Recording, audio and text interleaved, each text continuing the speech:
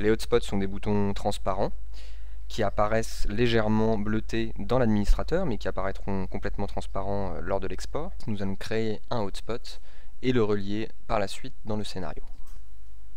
Donc pour créer un hotspot, nous allons nous rendre dans la barre d'outils et cliquer sur le premier icône. Donc GOT nous crée le hotspot, ce carré bleu.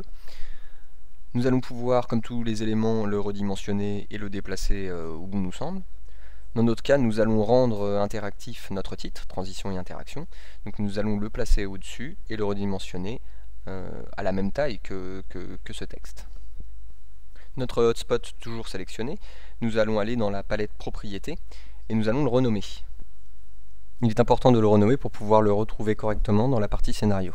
Nous cliquons sur OK. Et nous allons voir qu'en dessous, il y a une nouvelle palette qui s'est affichée, qui s'appelle Hotlink, qui va nous permettre, entre autres, de rajouter une infobulle. Une infobulle, c'est juste un petit message qui va s'afficher quand le curseur restera sur une zone cliquable. Donc on va écrire un petit texte, et cliquer sur OK. Nous allons aller voir le résultat dans l'aperçu. On voit que notre hotspot est placé sur notre texte, le curseur se transforme en main, nous indiquant qu'il est cliquable. Et lorsqu'on le reste longtemps sur le hotspot, le petit message « Ceci est un bouton » apparaît. Nous allons maintenant nous rendre de nouveau sur la page scénario pour nous rendre compte des effets de l'ajout d'un hotspot sur une page. Donc nous allons aller cliquer sur scénario. Nous retrouvons donc notre page interaction et nous voyons qu'en dessous de la pile des boutons, le bouton test est apparu. Nous allons pouvoir le relier à une des pages. Donc on va cliquer sur le bouton test et déplacer le curseur vers la page qui nous intéresse et relâcher le lien rouge indiquant que la connexion est bien faite.